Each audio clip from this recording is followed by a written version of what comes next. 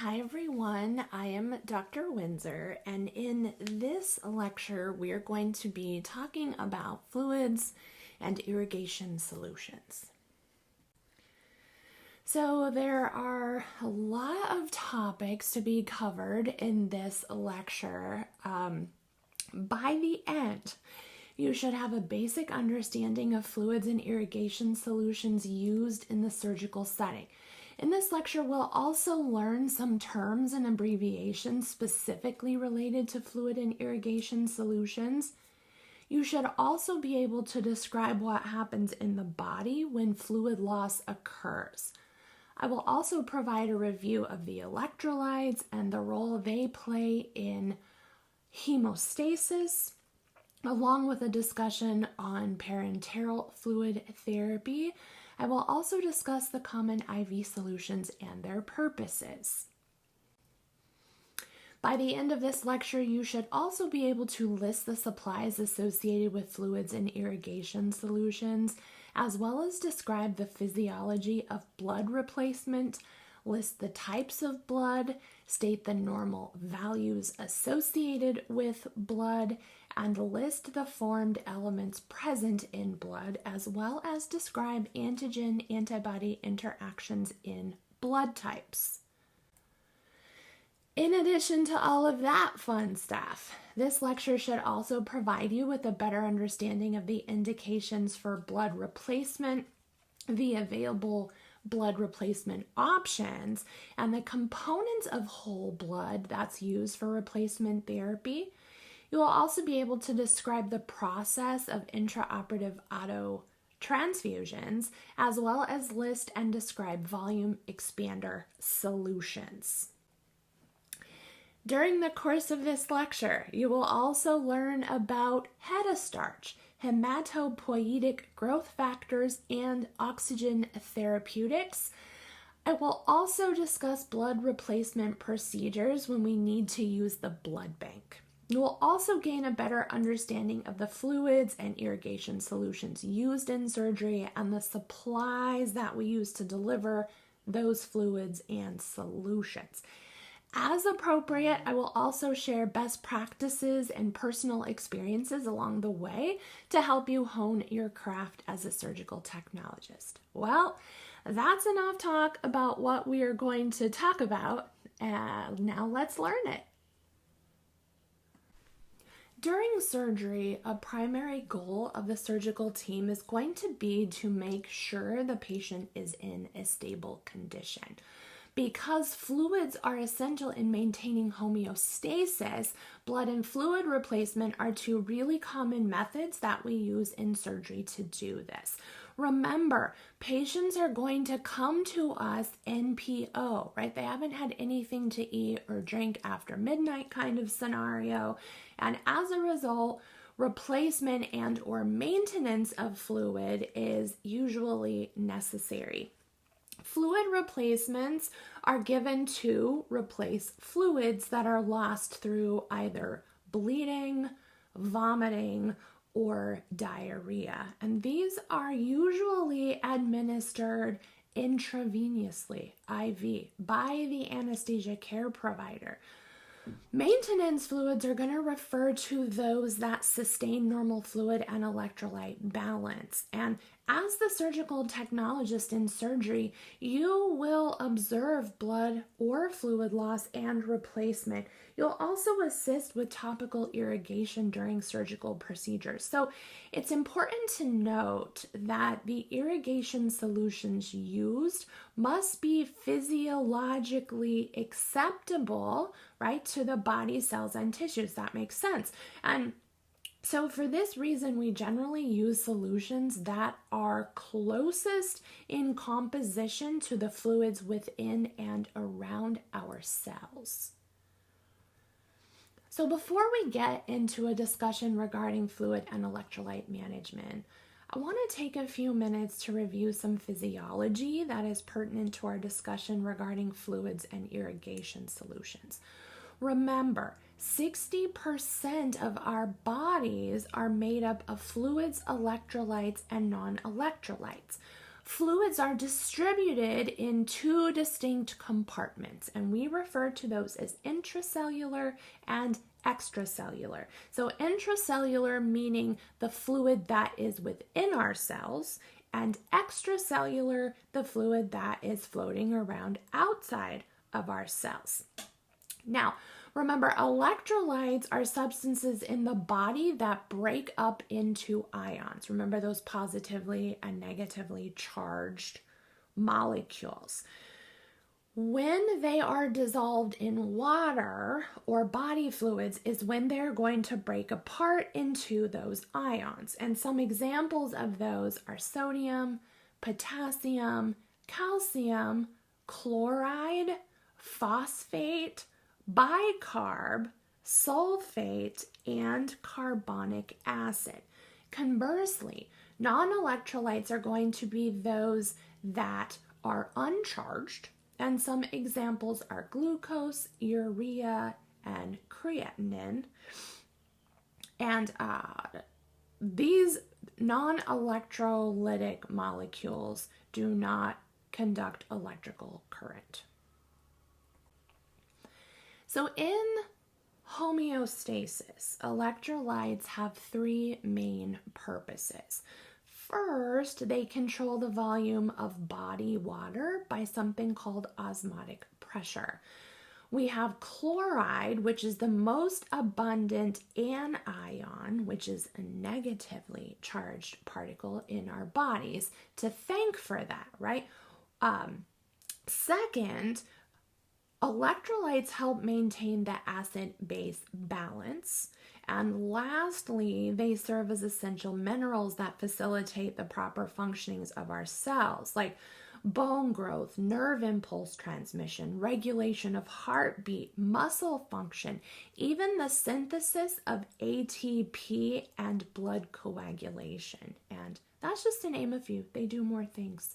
In your textbook, if you have it with you, you can take a peek at 11.1 in the pharmacology text, and it's going to show major electrolytes and their functions. Two electrolytes with particular importance to surgery we've talked about before, and those are calcium and potassium. Calcium is the most abundant mineral in the body, and it's required for healthy bones and teeth, but also for blood coagulation to occur properly and neuromuscular function.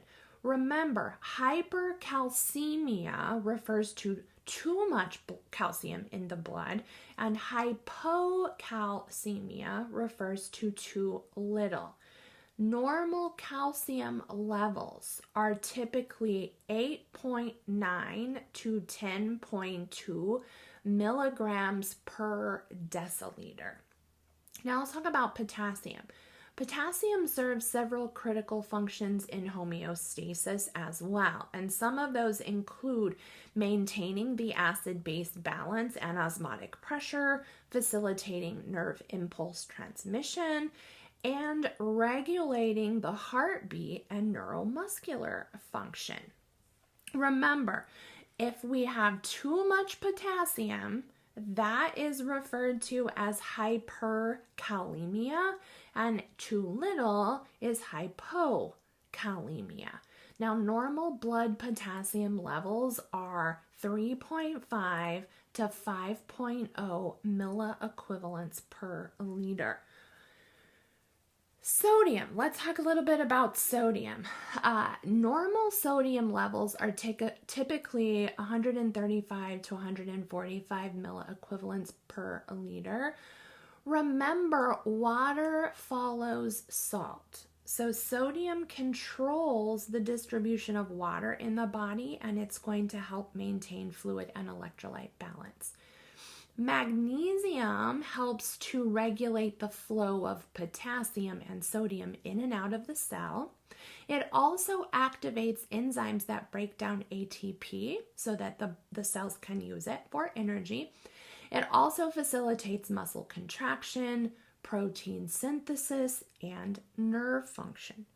If we have a situation where magnesium, or not magnesium, sodium is too high, that's called hypernatremia. And if there's not enough sodium, that is called hyponatremia. And as I've mentioned in other lectures, potassium and calcium imbalances are of significant concern in the surgical patient, and cases may be postponed or canceled until that balance is restored for our patient. So this is why it's critical that you don't open your case until you've checked with your circulating nurse. In doing so, supplies aren't going to be wasted if the case gets postponed or canceled. So as you might have noticed, electrolytes are really vital in maintaining homeostasis. Maintaining homeostasis intraoperatively is really critical to positive surgical patient outcomes, and nearly all patients that come to see us in surgery will have an IV and they will receive IV fluids during their surgery. And there are two primary reasons that an IV would be started on a surgical patient. First is that it provides the anesthesia care provider with venous access so that they can deliver medications and fluids easily. The second reason is something I mentioned before, that our patient is already hypovolemic because they've been in PO and they haven't been drinking anything. So the IV is typically started in the pre-op holding area by the pre-op nurse. Surg techs are not allowed to start IVs. So that is something that the nurse will do, maybe sometimes a physician, but pretty much it falls to the pre-op nurse to get the patient ready for surgery, and putting in an IV is part of that. This is a good time to remind you to be aware of the IV lines when you're helping to transfer the patient to and from the OR table. If you're not scrubbed in, you might be helping with this. Pulling out an IV is bad form and it makes you look like a rookie. So be really careful of any lines or tubes or catheters or anything like that that are connected to your patient. The most common IV fluids that are used are called crystalloids, and we'll talk more about those in detail later on. But for now, I want you to know that they're composed mainly of water and they have some dissolved electrolytes in them. The IV bag is going to have a label that consists of words, numbers, and abbreviations sometimes. For example, the IV bag that you see at the bottom right of your screen says D5W. So this means that it's dextrose, that's what the D stands for, is 5% of the concentration in water, W. Common IV fluids administered in surgery include 0.9% sodium chloride, dextrose, ionosol, plasma-lyte, isolite, and lactated ringers. And you might see lactated ringers abbreviated as LR, or a lot of times we just call it LR. We don't call it lactated ringers. Each of these is used for a specific purpose. For example, sodium chloride is the agent of choice for fluid replacement and simple hydration. And it's used when the chloride that is being lost is greater than or equal to the sodium loss. So because it doesn't hemolyze blood cells, it doesn't cause them to rupture, right? It's used when we are going to do blood transfusions. It's often used in the treatment of metabolic acidosis. Remember, acidosis, too acidic, right? This is when the pH is lower than 7.35 and is to the blood pH rather below 7.35. It's still in the zone of neutral when we're looking at the pH scale, but if blood pH falls below 7.35, it's considered too acidic. So as you can see here, it does come in different concentrations. It also comes in different sizes or volumes. It could be 50, 100, 250, 500, or 1,000 ml bags for IV administration. Sometimes IV saline will be delivered to the sterile back table. For example, during vascular cases, heparin is typically mixed with 250 or 500 mLs of IV saline that we might administer topically or use to irrigate vessels with. Dextrose is used in patients who need an easily metabolized calorie source. And it's a natural sugar, it's found in the body, and it can easily provide the energy that the cells are needing. It's also available in a variety of concentrations, like you can see here on your screen. It can either be mixed with water or normal saline. In water, it's used to hydrate patients, spare body proteins, and enhance liver function. Dextrose 5% in normal saline is typically used for the temporary treatment of circulatory insufficiency and shock that occurs as a result of hypovolemia. Now, dextrose 10% in normal saline is typically used to replenish nutrients and electrolytes, and in really high concentrations, dextrose is used to reverse hypoglycemia. Remember, that's low blood sugar. And it's important to note that when administered to the diabetic patient, dextrose increases the need for insulin, right? Because it's going to increase blood glucose levels. Also of importance is that dextrose is not used when giving blood products because it can cause hemolysis, which again is that breakdown of red blood cells. So there are a number of other IV fluids. Both 5% dextrose and ionosol B provide sources of water, electrolytes, and carbohydrates that are going to cover hydration and to cover dehydration rather, insensible water loss, and urinary excretion. Normasol and 5% dextrose injection is a solution of balanced electrolytes in water, and it's used intravenously for parenteral replacement of acute losses of extracellular fluid with minimal carbohydrate calories. Remember, extracellular fluid is the fluid that is outside of our cells. Plasmolite and isolite are electrolyte balance solutions that treat the massive loss of water and electrolytes that is commonly seen in uncontrolled vomiting and diarrhea, and they do come packaged in a variety of volumes as well. And then finally, there's lactated ringers, or LR, and it's very similar to something called Hartmann solution, apart from its ionic concentration. So this physiological salt solution really closely resembles the composition of that extracellular fluid, and it's often used to replace the patient's electrolytes, rehydrate the patient, and to facilitate renal activity. This solution, which is used to replace fluid loss, a lot of times in patients that have burns or severe diarrhea, but it should not be used in patients who cannot metabolize lactate, such as those that have liver disease, Addison disease, severe pH imbalances, shock, or cardiac failure.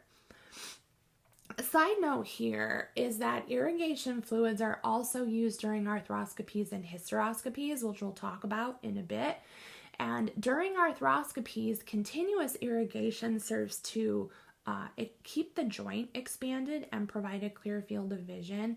And the bags of fluid are monitored and changed by the circulating nurse. However, during these procedures that use continuous irrigation in the joint or the abdomen or the uterus or wherever, they go through them really quickly. So be that extra set of eyes for your circulating nurse, because it's a real irritant to the surgeon if they have to stop the surgery that they're doing because the bag ran dry. All right. And if this happens too many times, probably not going to want that nurse in the room anymore. So help your nurse, be their extra eyes so that you can help them facilitate that when the time comes. And then the fluids that's used during hysteroscopies, they also have to be monitored as in regard to how much goes in and how much comes out, right? Patients are at a high risk for absorbing too much fluid during these procedures, which is referred to as intravasation. And as a result, like I said, we have to measure what goes in and how much comes out. And then anesthesia is also going to be monitoring those patients really closely too, to make sure that they don't absorb too much fluid and experience electrolyte imbalances because of that. So as I previously mentioned, an IV line is put in nearly all surgical patients before surgery. A flexible catheter, called an angiocatheter, which you can see in this picture here. There's two of them kind of right smack in the middle. One of those is going to be inserted into the vein, and a lot of times it's in the patient's hand or the forearm. They don't like putting it in the anticube, which is like the elbow pit, right? Because if the patient bends their arm, it's going to kink off the angiocath and the fluid isn't going to flow. So they have to be really careful to keep their arm straight, and that can get kind of irritating. So if they can put it in the hand or the forearm, they're going to do that. Then we're going to need some IV tubing that's going to connect to the angiocath that they just put in. And sometimes they might have additional lines that they add on if they're going to give antibiotics or they're going to give blood or any of those things. And then we're going to need an IV pole, which isn't shown here, to hang the bag on. And it needs to be the higher it is, the faster it's going to, be transferred to the patient. So next we're going to talk about blood replacement. And from a physiological standpoint, remember, blood is a tissue, and its job is to perform several critical purposes in maintaining homeostasis. So what are some of those things? Well, it transports oxygen, nutrients, waste, hormones, and enzymes throughout our entire body. It also plays a vital role in maintaining our body's acid-base balance, temperature, and water content. It's also the transport mechanism for the immune response. Lastly, but surely not least, it is critical in the clotting process.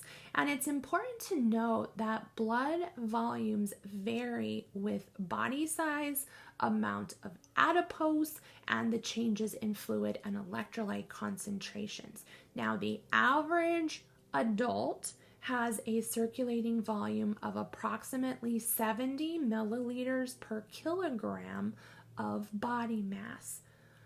Blood volume must be maintained intraoperatively for the body to continue functioning properly. And typically, the goal of blood replacement is also to maintain that oxygen carrying capacity. So blood consists of formed elements and plasma. And the formed elements make up about 45% of the blood, and the plasma, which is the liquid part, is going to make up 55% of the blood. Formed elements include the erythrocytes, which are the white blood cells, the red blood cells, leukocytes, which are the white blood cells, and platelets. All right. The erythrocytes make up more than 99% of the blood's formed elements, and those red blood cells contain something called hemoglobin. And hemoglobin is what oxygen and carbon dioxide attach to on the red blood cell, and that is how the oxygen and the carbon dioxide gets transported between the cells and the lungs. And the oxygen carrying capacity requires a blood test to determine the amount of hemoglobin and red blood cells. So if we have a patient that doesn't have normal values, then the surgery might be canceled or postponed. So we're going to look at the normal blood values on the next slide. So stay tuned for that. Moving down the line, white blood cells. They consist of the cells that fight off infections in our bodies, and then platelets mediate the clotting process. So again, if we suspect that the patient is going to need a blood transfusion, then they're going to need to be typed and cross-matched to ensure that we administer donor blood that is compatible with their own. Blood type is determined by the presence or absence of something called antigens. And antigens are proteins that are displayed on the surface of the red blood cell. And if a patient is given blood that's not compatible, like if we have a patient that has type A blood and they're given type B blood, then the recipient's antibodies will see the donor antigens as foreign invaders, and they are going to attack those donor red blood cells. This is referred to as a hemolytic reaction, and if it's not reversed, the patient could die. Symptoms associated with hemolytic reaction include diffuse bleeding, red-colored urine, and low oxygen saturations. So if these occur, the healthcare provider needs to stop the transfusion immediately and administer steroids. And in some cases, the patient may also require dialysis. So blood types are inherited, right? We inherit those from our parents, and there are several different blood types, which include O, A, B, and AB. Type A blood is going to have the A antigen, but it's also going to have an antibody, and we call that it's going to have a B antibody if it's A blood. And we call this the anti-B antigen, right? So if we have type B blood, that has B antigens and it has anti-A antigens. So if we give B blood to a type A individual, the anti-B antigens are going to attack that type B blood. Now, if we have type AB, it has both A and B antigens, and because of that, it does not have any anti-A or anti-B antigens. So let's talk about type O.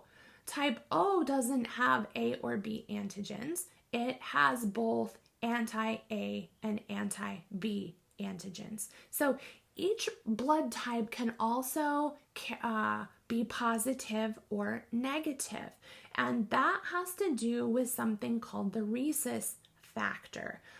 We abbreviate that as RH, which is another antigen. So if blood is negative, that means that it does not have the RH factor. If it's positive, it does have the RH factor. So again, if type A blood is given to a patient that is type B, the recipient's anti-B antibodies are going to attack the type B antigens from the donor blood, and that's going to result in a hemolytic reaction. Now, because AB type does not have any antibodies, it is considered the universal recipient. In other words, type AB individuals can receive type A, type B, type AB, and type O. On the other hand, type O is considered the universal donor because it does not have A or B antigens. So, we always like to see type O individuals come in and donate their blood. Something else I want to talk about is what happens if mom is Rh negative and conceives an Rh positive baby. Remember that mom is going to have is going to see the antigen in baby's blood cells as a foreign invader. So mom's antibodies are going to attack the baby's red blood cells. And typically this doesn't occur with the first pregnancy. However, mom is going to be given a shot called RhoGAM. And this is going to suppress the immune response from mom if she gets pregnant with another positive baby, right? Now, in an average adult, let's talk about some normal blood values. In an average adult, as I previously mentioned, circulating blood volume is about 70 milliliters per kilogram of body mass. Now, the amount of hemoglobin, remember, that's the protein that transports oxygen and carbon dioxide between the lungs and the cells. It varies slightly between males and females. So for the female, it's approximately 12 to 16 grams per milliliter of blood. And for males, it's 14 to 18 grams per milliliter of blood. And then lastly, age and gender are going to determine the normal levels of hematocrit. The hematocrit is the volume of red blood cells in a given volume of blood. And normal hematocrit is between 35% and 52%. Historically, the first blood transfusion happened in France in 1667. It was a 15-year-old boy, and he received a small amount of lamb's blood and lived to tell about it.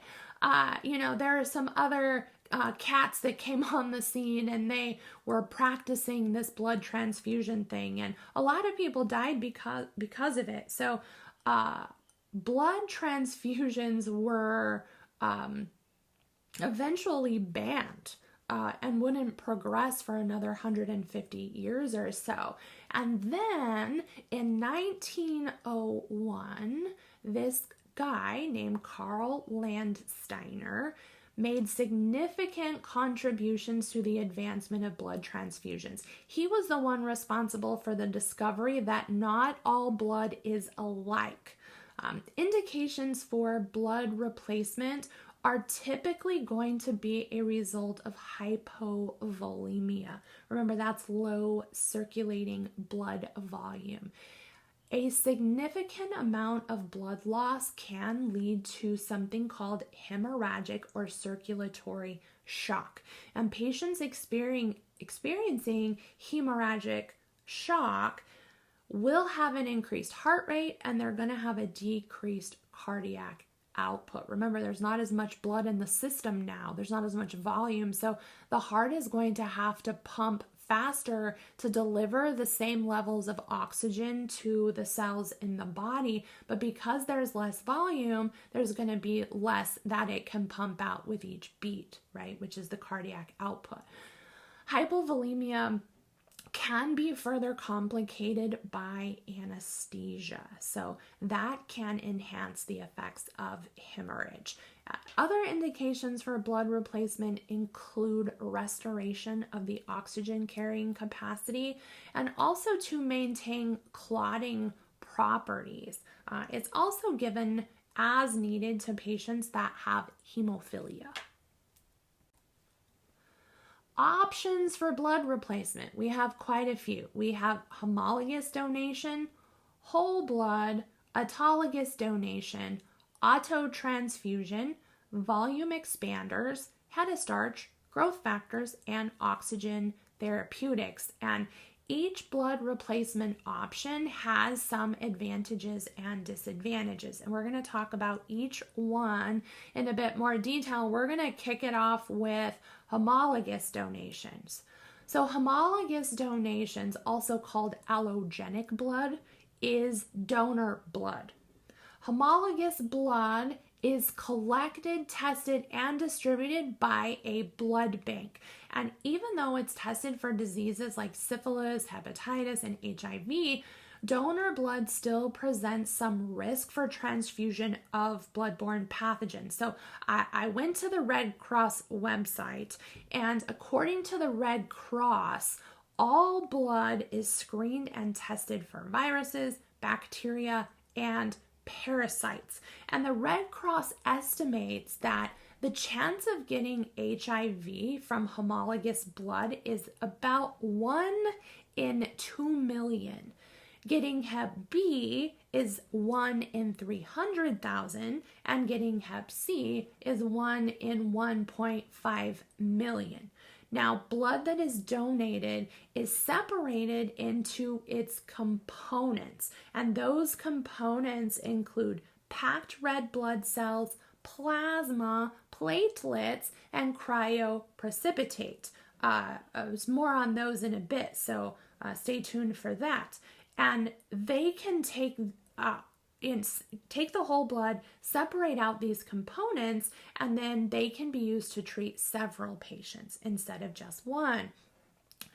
Blood that a patient donates prior to their surgery is going to be referred to as autologous donation. That's the second type of donation listed there on your slide.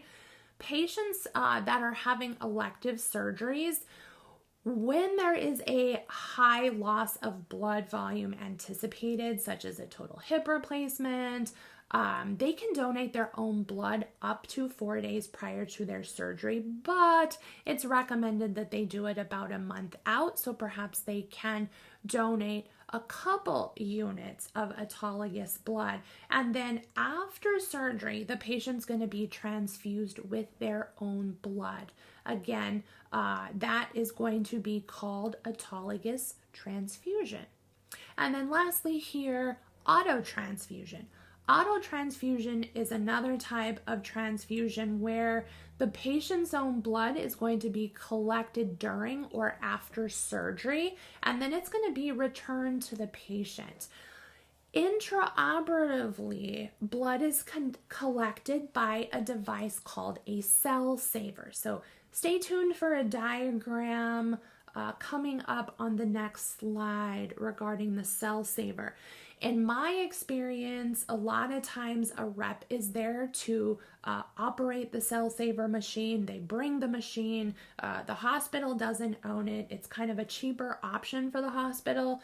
However, there are some hospitals that purchase the machine and then they just operate it themselves. Autotransfusion is performed during surgeries like open heart, vascular, major orthopedic procedures, and then of course some trauma surgeries like splenectomy, let's say. It's important to note that autotransfusion is not used during surgeries where there is cancer, gross contamination like a ruptured bowel, let's say, or infection. It's also contraindicated for use during C-sections because of the mixing of the blood with the amniotic fluid.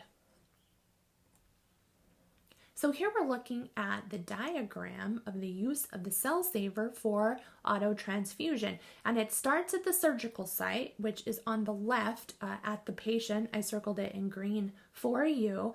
And you're going to need to open the sterile cell saver tubing onto your field with the rest of your supplies when you're opening your case. Or if intraoperatively, for some reason, like it wasn't planned that the cell saver was going to be used, then the nurse can open that tubing for you. And you want to remember to only suction blood with that tubing. You should have a second regular suction tubing to suction irrigation and other fluids.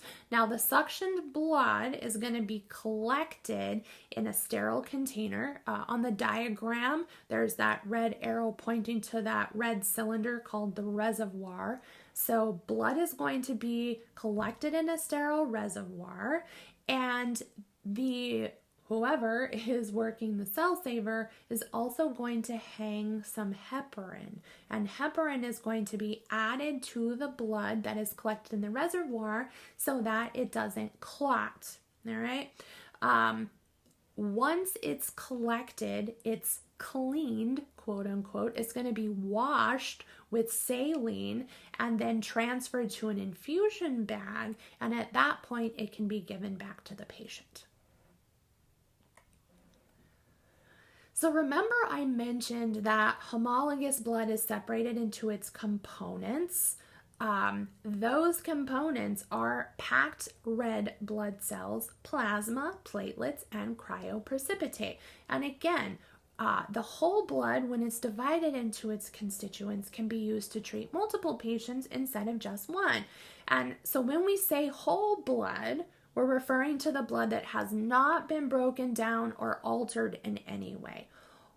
Like I said, whole blood is made up of the red blood cells, plasma, clotting factors, and anticoagulants. And it's rarely used for transfusion today. Whole blood is going to be reserved for use in cases of like acute massive blood loss, and it has a volume of 500 milliliters per unit. And when we give whole blood, that is going to raise an anemic adult's hemoglobin from 0.5 to 1 gram per deciliter.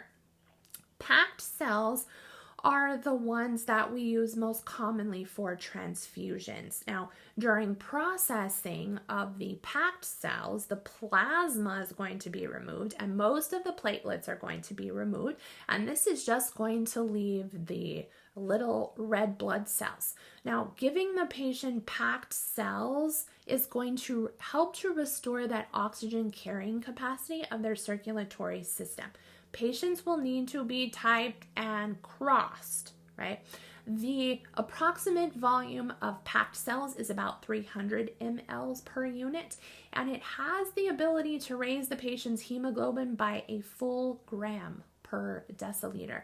And it raises the hematocrit too by approximately 3%. If a patient has received several units of blood, we might give them plasma. That's going to help to increase the clotting factors. Plasma is stored frozen, and the reason that we freeze it is to preserve its clotting factors. And in its frozen state, we refer to it as fresh frozen plasma, or you might hear somebody call it FFP.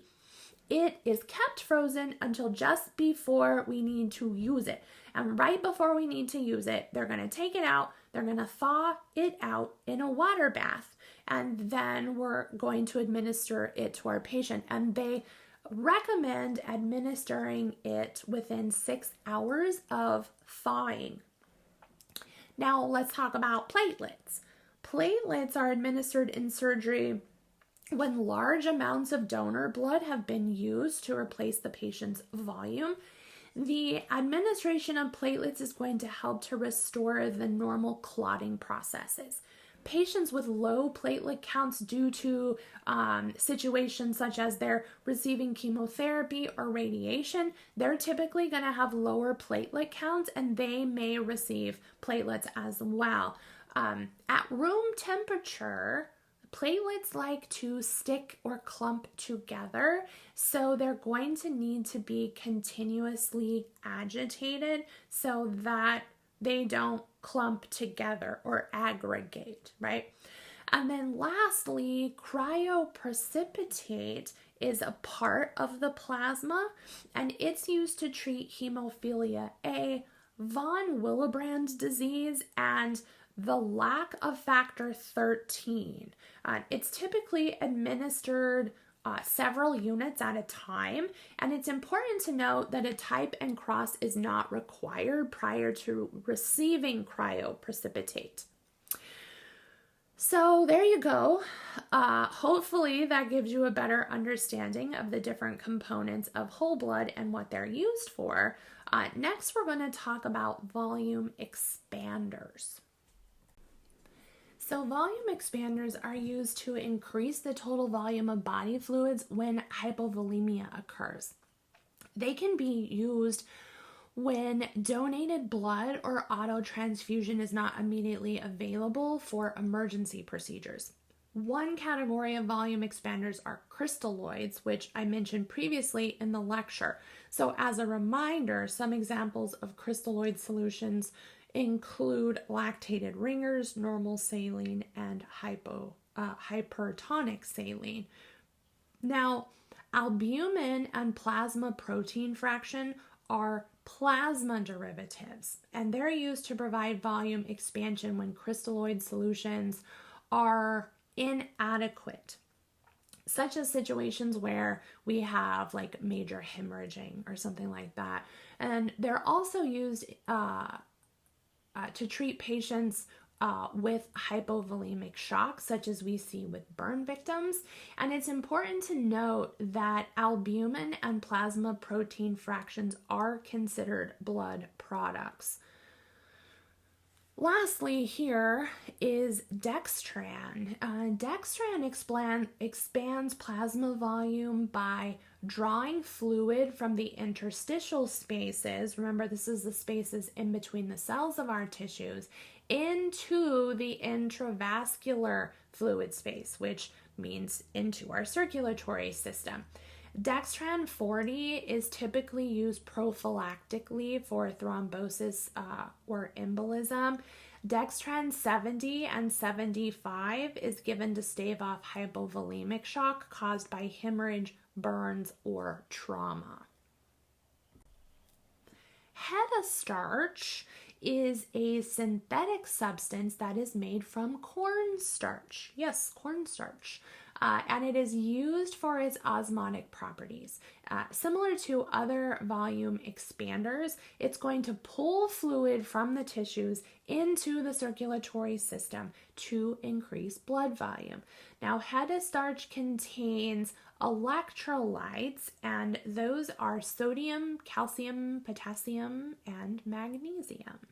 And when we give it intravenously, it's going to expand the blood volume by 1 to 2 times the amount that is infused. And it comes in a 6% solution in 0.9% sodium chloride or normal saline. Hematopoietic growth factors.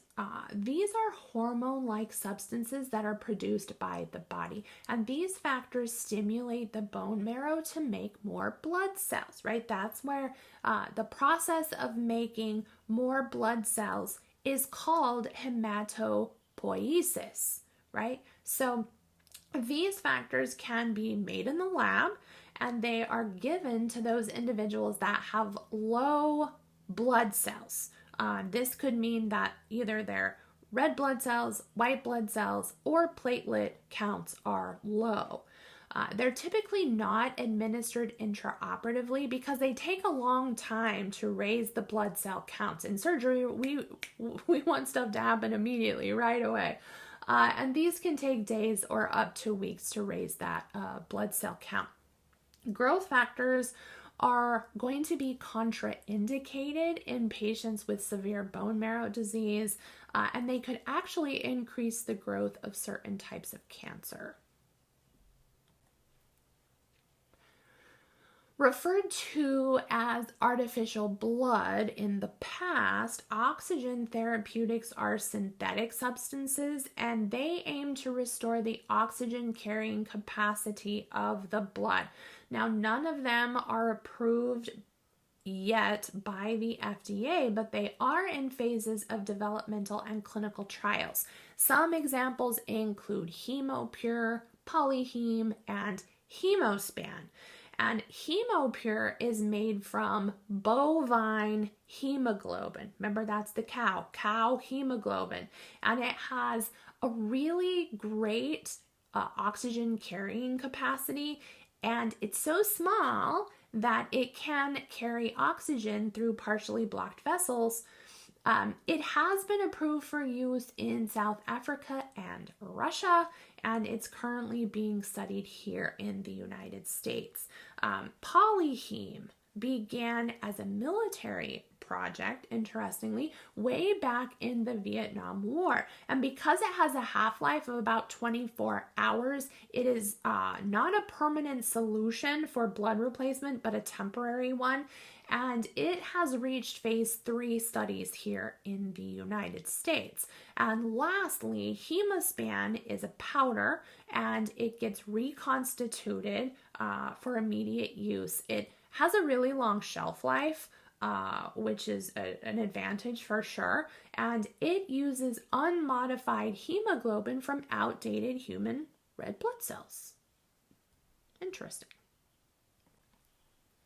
So let's shift gears here and talk about the steps for donor blood replacement in surgery.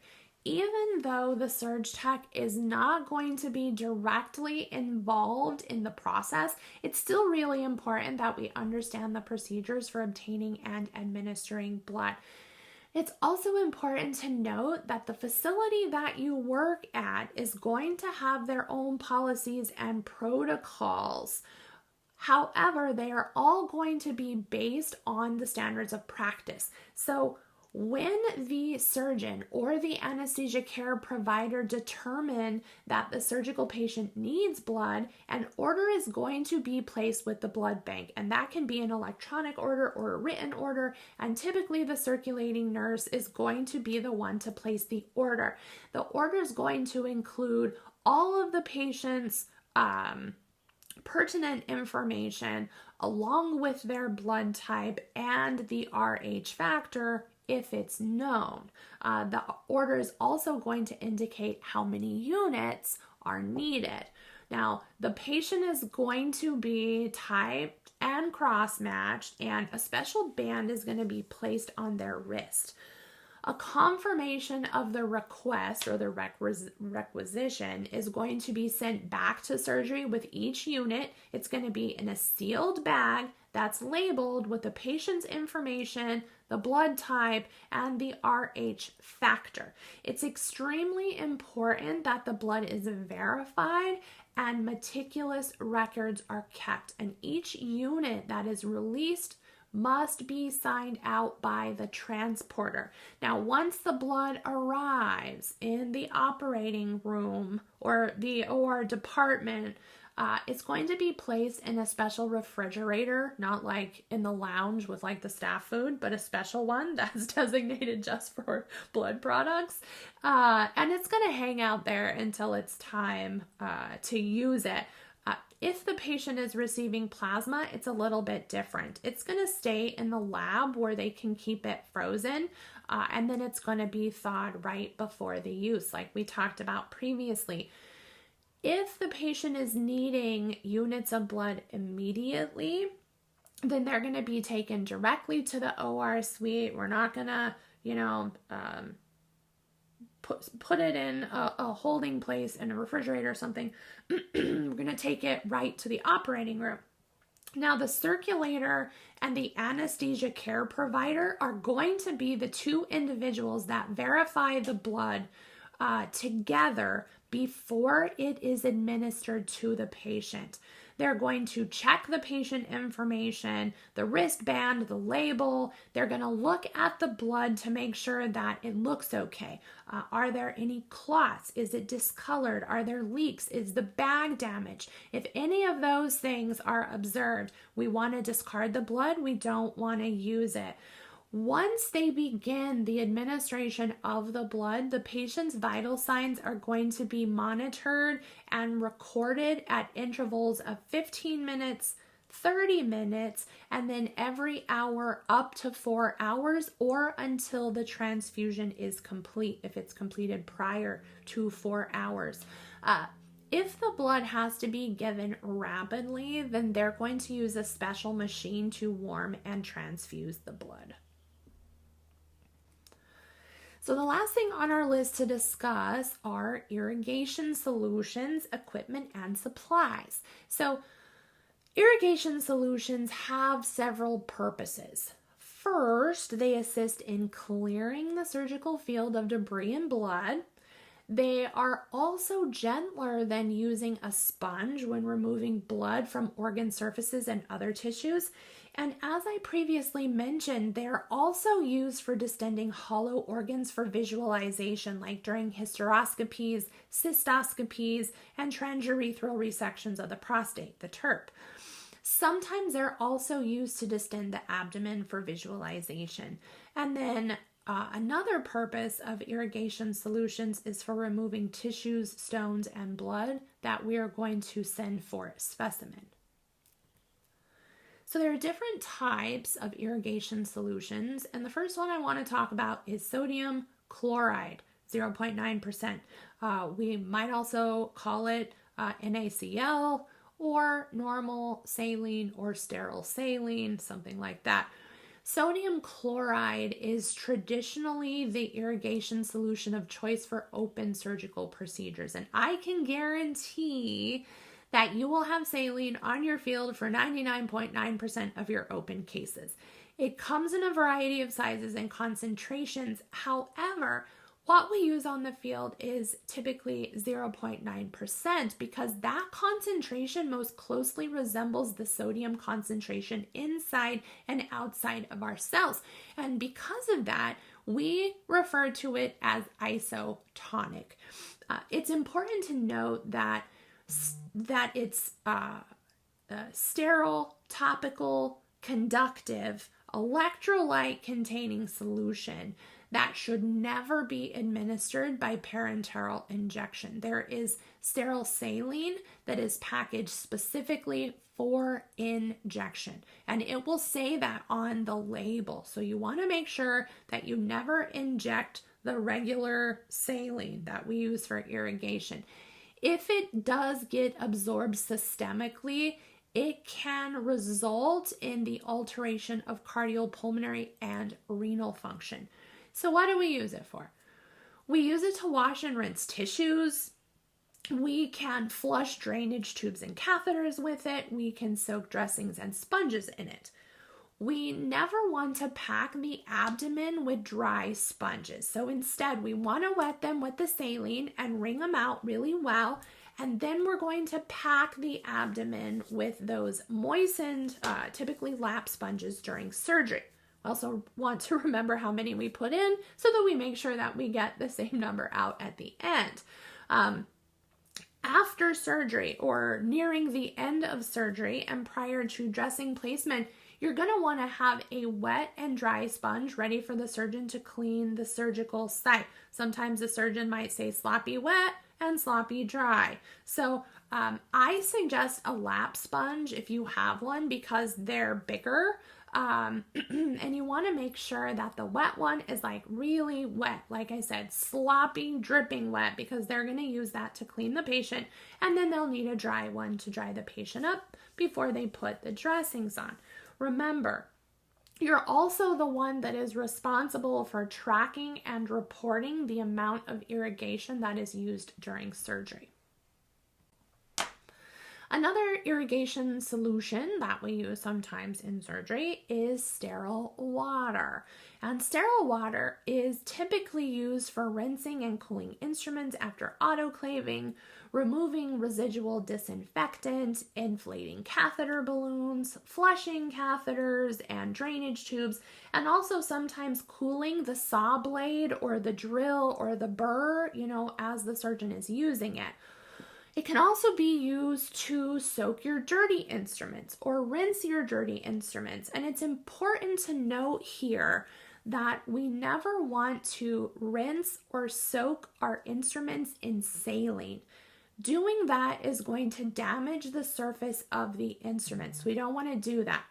Rarely you will see sterile water used during procedures where cancer is present or suspected. And this is because it is not isotonic, it is hypotonic. So when exposed to water, our cells will take in the water because to balance the concentration of salt on either side of the membrane. So eventually this is going to cause the cells to lyse or burst. So we want to make sure that we always ask the surgeon what their preference is. Do they want saline or do they want water? So this is also why sterile water is not used for irrigation in procedures using the cell saver machine, because it's going to get suctioned into the machine and that can cause hemolysis of blood cells. And of course, hemolyzed cells cannot be reinfused.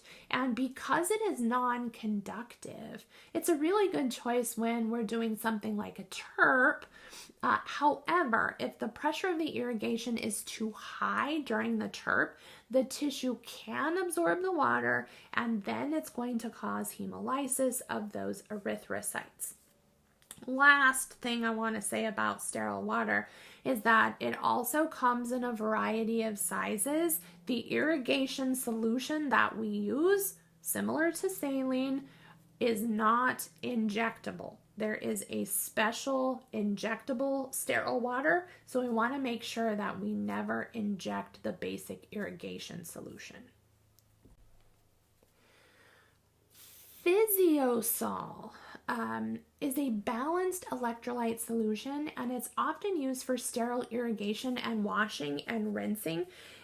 It can also be used for the irrigation of joints because its pH and its electrolyte composition closely resembles synovial fluid, right? Which is the fluid that lubricates our joints. So it can provide a transparent fluid medium with optical properties that are really good for visualization during arthroscopy.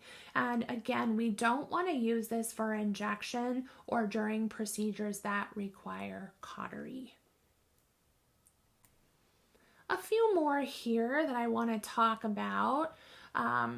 Another irrigation solution is 3% sorbitol, and it is sterile, of course. It's non-electrolytic, non-hemolytic, and electrically non-conductive.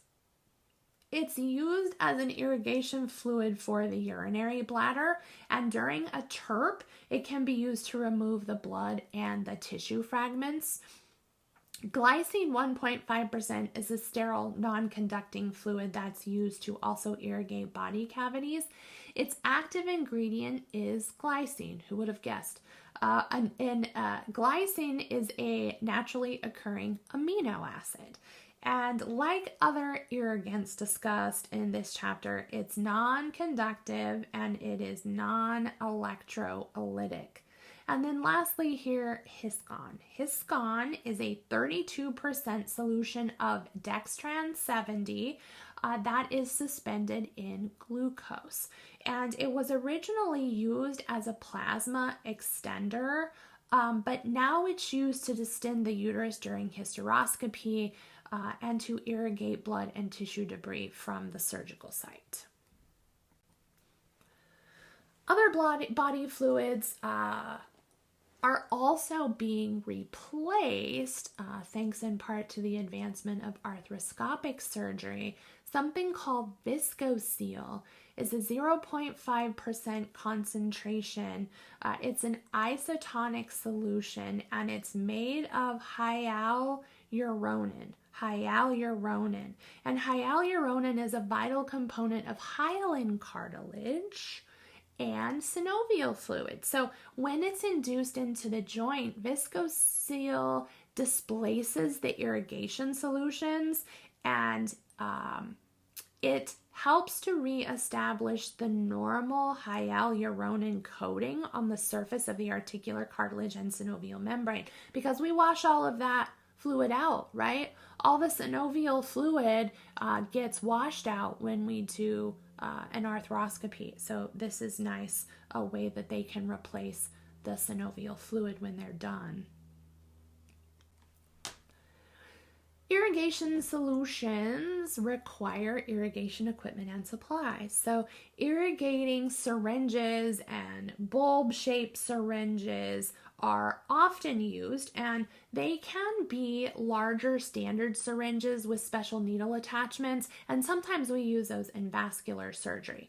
The most common irrigating syringe used in open procedures is called the asepto, and the bulb syringe, which is also sometimes called an ear syringe, you can even buy them at Walmart or Walgreens or CVS or wherever, and it lacks a barrel, and it's designated to irrigate really small areas like maybe the ear canal. Gravity suction irrigation systems or irrigation pumps might also be used. With continuous irrigation, like that for cystoscopy or hysteroscopy, requires something called a closed disposable irrigation system. And we're going to look at some of these on the next couple slides. So here in the top left of your screen is a heparin needle. And this is a non-disposable metal needle with a little bulb tip on it. Hopefully you can see that there.